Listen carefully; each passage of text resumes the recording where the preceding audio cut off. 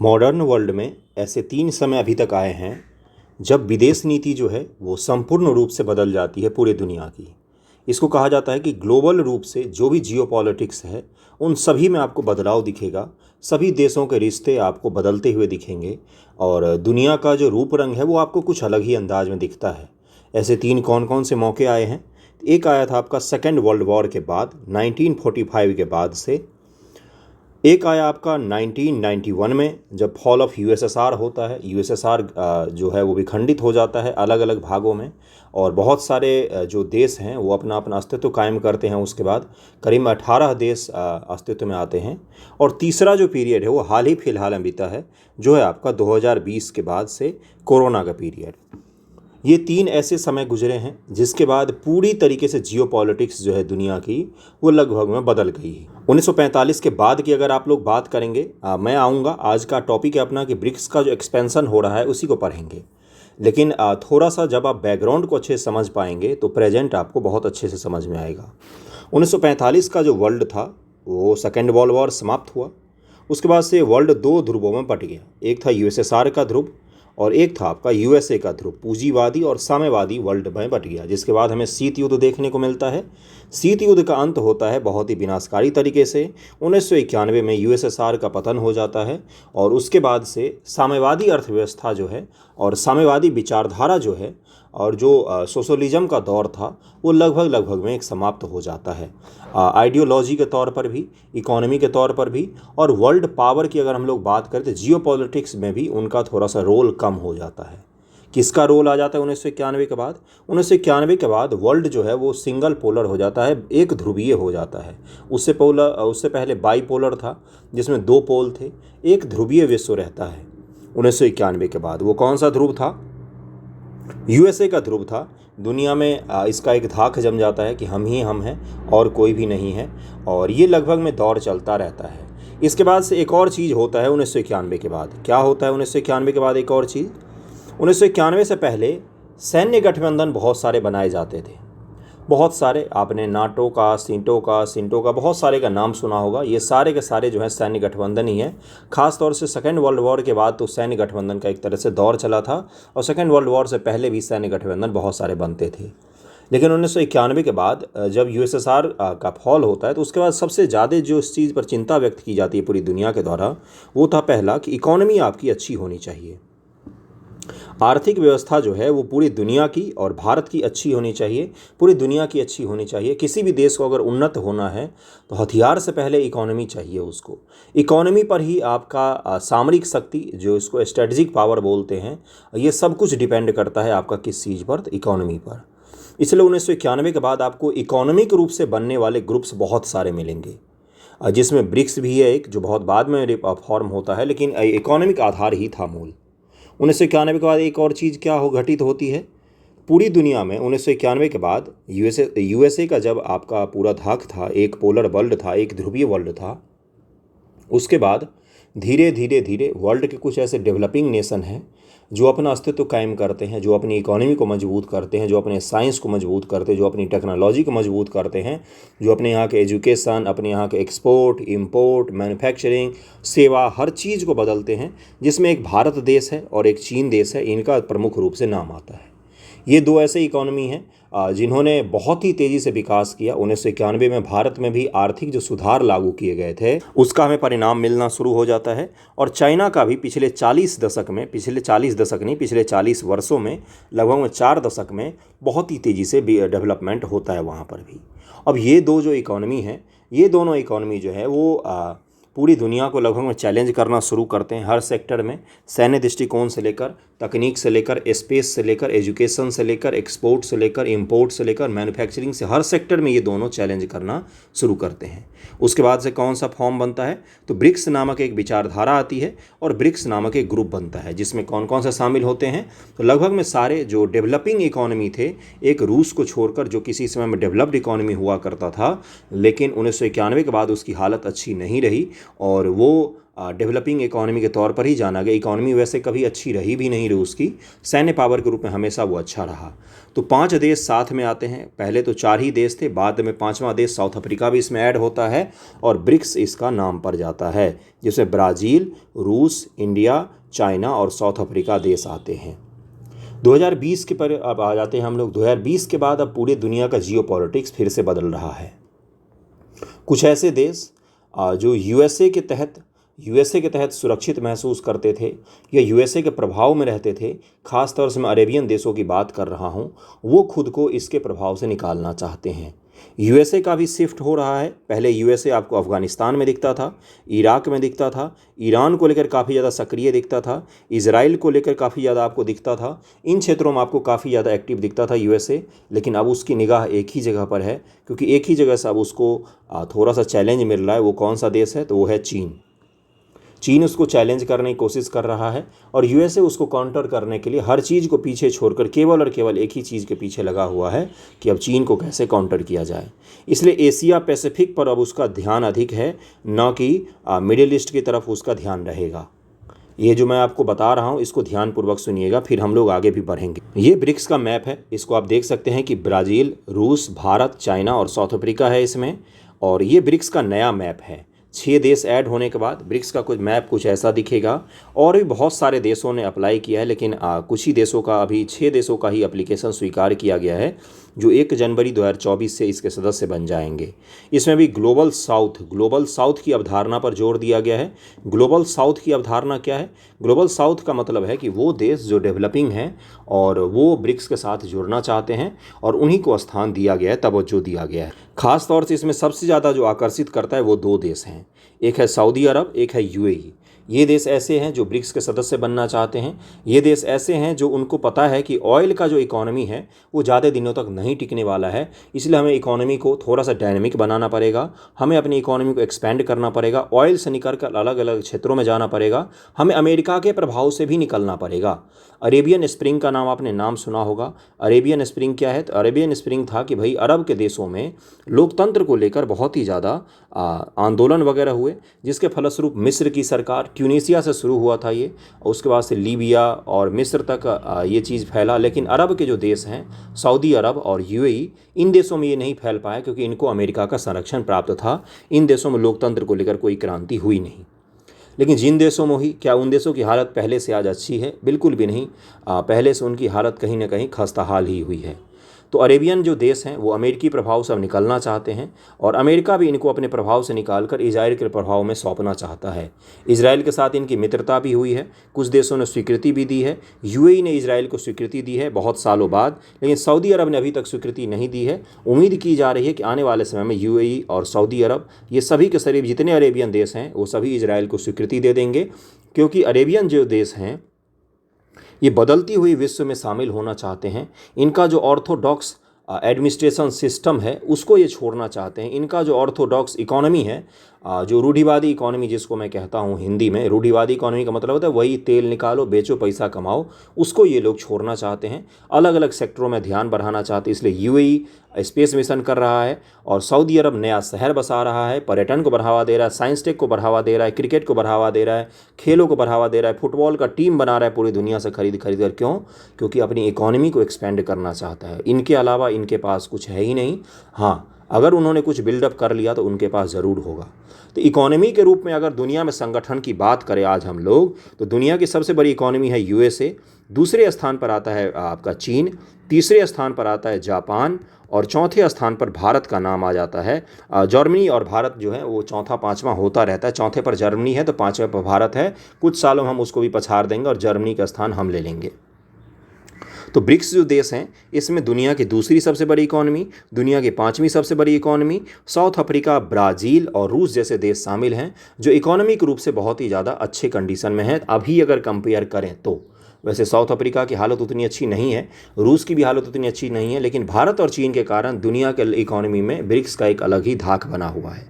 बहुत सारे देश इसमें शामिल होना चाहते हैं, बहुत सारे देशों को चीन इसमें शामिल करना चाहता है, क्योंकि वो चाहता है कि ब्रिक्स जो है वो संगठन किसके तौर पर खड़ा हो जाए, तो वो काउंटर करे किसका, तो G7 संगठन का काउंटर करे, जिसमें दुनिया के 7 सबसे डेवलप्ड लगभग में कह सकते हैं इकोनॉमी शामिल है। लेकिन इसमें इटली भी शामिल है जो डेवलप्ड इकोनॉमी में नहीं आता है, लेकिन उसकी इकोनॉमी ठीक है, यूरोपियन कंट्री, उसको स्थान दिया गया है। एशिया के एक ही देश शामिल है G7 में, कौन, तो जापान शामिल है।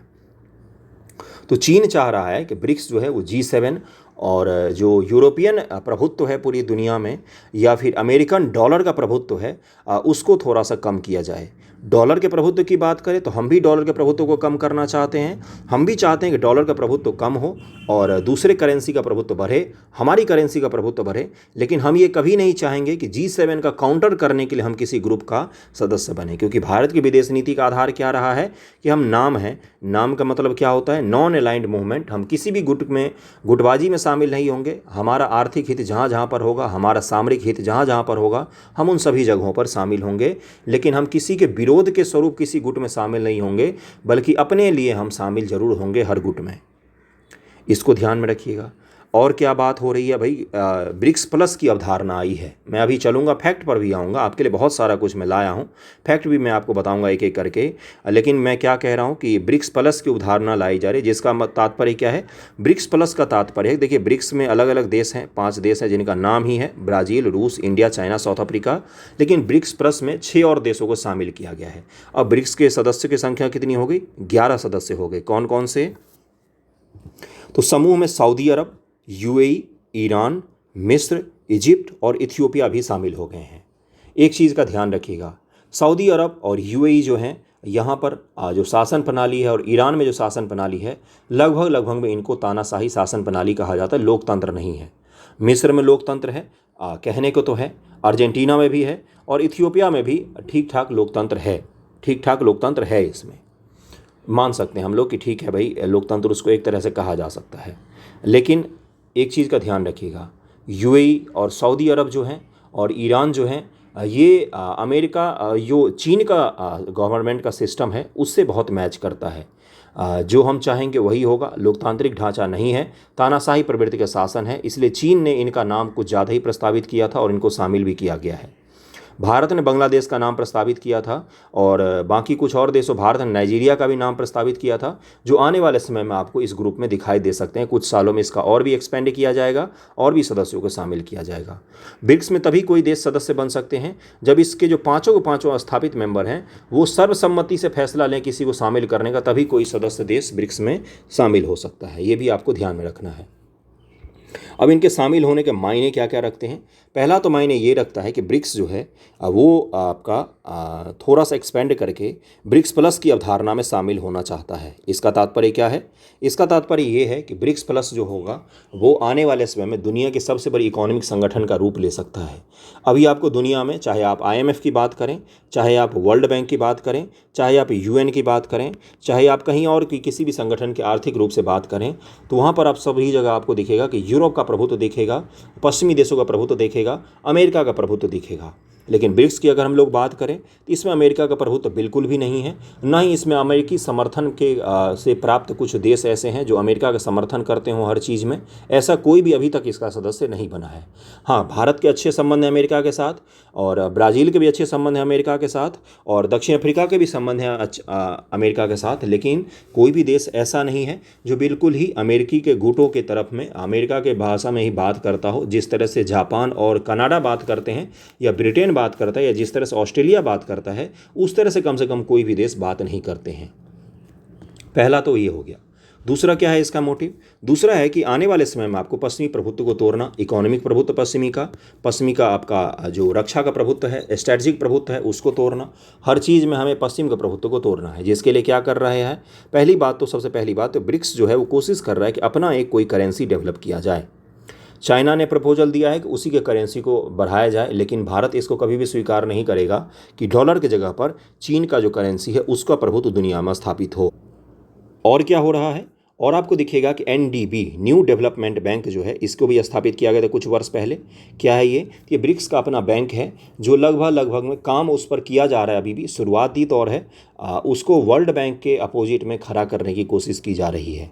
साथ ही इकोनॉमी को रेट करने वाली एजेंसी को पर भी ब्रिक्स में काम चल रहा है कि कुछ ऐसी एजेंसी को बनाया जाए जो इकोनॉमी को रेट करे, इकोनॉमी को रेटिंग प्रोवाइड करे। अभी जितने भी आपको दुनिया में रेटिंग एजेंसी मिलेंगी सब पर यूरोप का आपको प्रभाव दिखेगा। इकोनॉमिक रूप से स्पेस टेक्नोलॉजी में भी बात की हमारे प्रधानमंत्री महोदय ने कि हम स्पेस में भी क्यों ना सहयोग करें, और उसके अलावा समुद्री क्षेत्र में हम क्यों ना सहयोग करें। तो हर दृष्टिकोण से ब्रिक्स जो है वो यूरोपियन और अमेरिकन प्रभुत्व को थोड़े दिनों में आपको चैलेंज देते हुए दिखेगा। लेकिन क्या भारत किसी के विरोध में इसमें शामिल हो रहा है या भारत क्या किसी का विरोध करेगा इस ग्रुप में रहकर?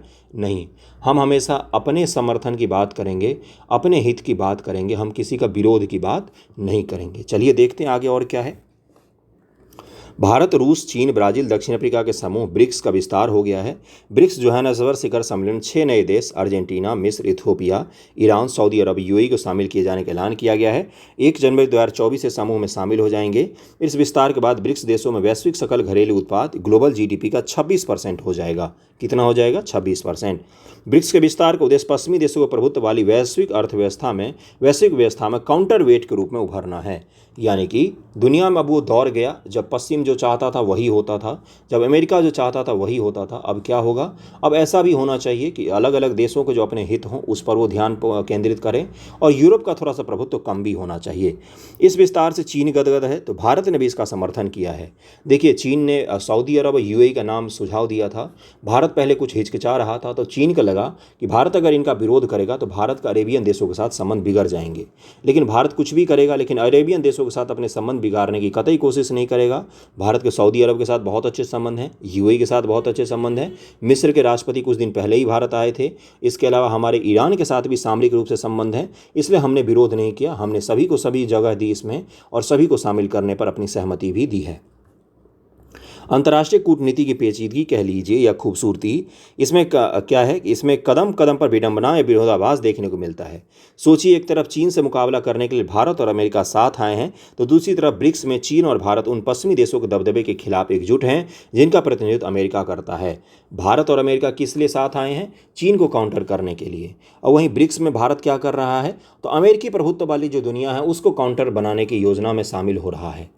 तो ये भी एक खूबसूरती है कूटनीति की, जिसमें अपना हित साधने की बस कोशिश की जाती है, बाकी किसी और हित का हम चिंता करते नहीं हैं।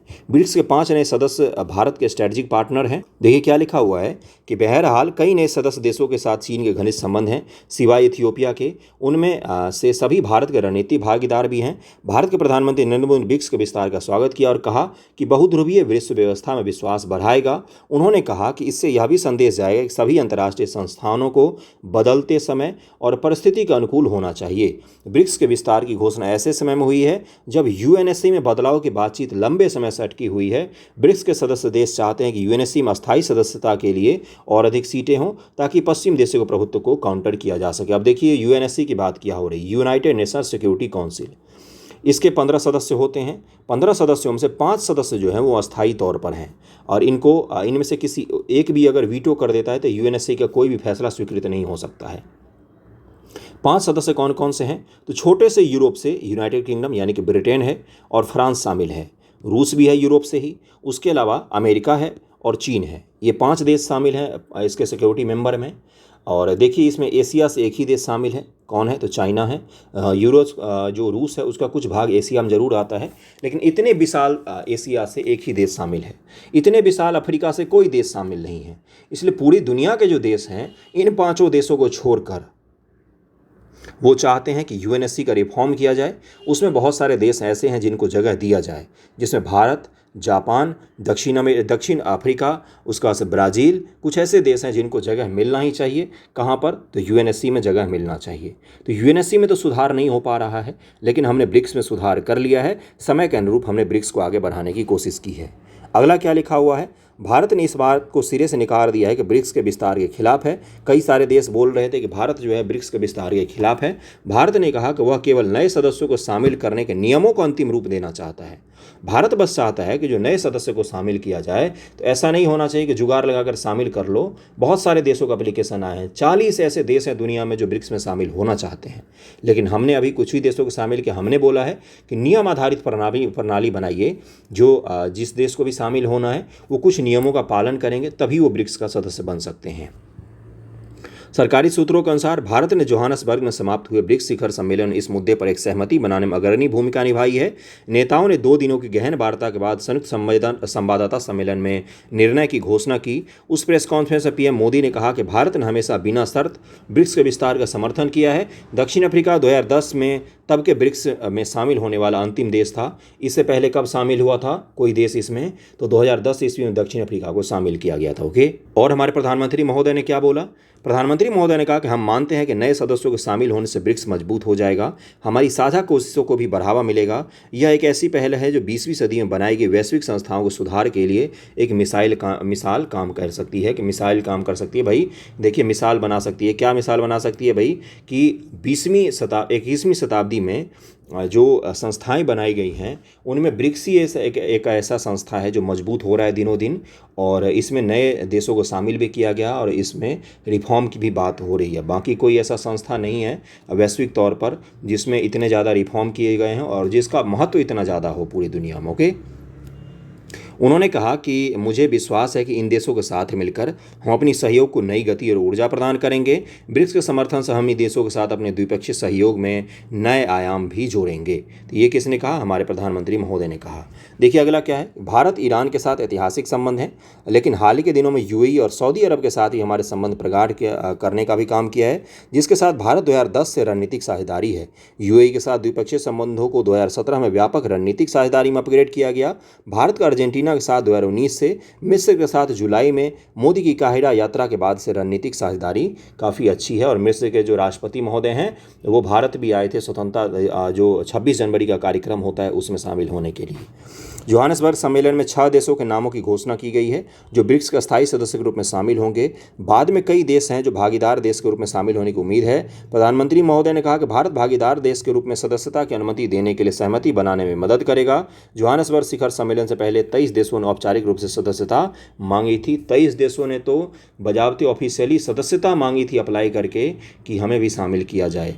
ओके, अगला है कि चीनी राष्ट्रपति का पश्चिम देशों पर कटाक्ष भी किया। चीन के राष्ट्रपति ने भारत और ब्राज़ील दोनों ही चीन और रूस के विरोधी पश्चिम विशेष रूप से अमेरिका के एजेंडे से सावधान थे। देखिए दरअसल में हो क्या रहा है, रूस और चीन ये यूक्रेन वॉर के बाद से बहुत करीब आ रहे हैं और दोनों का एक ही मोटिव है पूरे जीवन में। क्या है मोटिव? अमेरिका और यूरोप का हर बात पे विरोध करना, हर बात में काउंटर करना। जबकि भारत का कभी भी ऐसा नहीं रहा कि हम अमेरिका और यूरोप के विरोधी हैं। भारत का रहा कि हमारे हित सधने चाहिए, चाहे वो यूरोप से सधे, चाहे वो अमेरिका से सधे, चाहे वो रूस से सधे, चाहे वो अफ्रीका से सधे, हमारे हित सधने चाहिए। हम किसी के विरोधी नहीं हैं, हम सबके समर्थक हैं। कोई भी हमसे समर्थन ले सकता है, हम किसी के विरोधी नहीं हैं।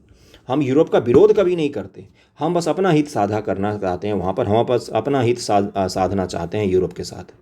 और जबकि अमेरिका और चीन का रूस और चीन का क्या है कि हम यूरोप का हर पग पर विरोध करेंगे। रूस जो है वो यूरोप का बहुत ही कट्टर विरोधी है और यूरोप भी रूस का हमेशा अपने शत्रु के निगाह से ही देखता आया है। G8 से इसको बाहर कर दिया गया था। अभी जब से आक्रमण किया है रूस ने यूक्रेन पर, तब से पूरे यूरोप के देश जो हैं वो यूक्रेन को हथियार सप्लाई करने में लगे हुए हैं। तो यूक्रेन एक छोटा सा पिद्दी सा देश इतने दिनों से रूस से लड़ रहा है, उसके हथियार ख़त्म ही नहीं हो रहे हैं। तो कहाँ से हथियार आ रहे थे? सारे के सारे यूरोप से उसको हथियार और पैसा का समर्थन मिल रहा है। तो इसलिए रूस हमेशा यूरोप का विरोध करता है, चीन भी विरोध करता है। यूरोप जो है वो चीन के प्रभुत्व को स्वीकार करने को तैयार नहीं है और जो चीन है वो यूरोप के प्रतिनिधित्व को स्वीकार करने को तैयार नहीं है। और भारत का क्या है, भारत को किसी चीज़ से कोई दिक्कत है नहीं। हमें यूरोप से बस अपना व्यापार चाहिए, हमारे लोगों को वहाँ पर अच्छे से नौकरी मिल जाए, हमारे साथ कोई भेदभाव ना हो, हमारे हित को कोई निशाना न बनाए, हमारे जो हित हैं उसका कोई काउंटर ना करे। बस हमें यही चाहिए और कुछ नहीं चाहिए। इन्होंने क्या बोला?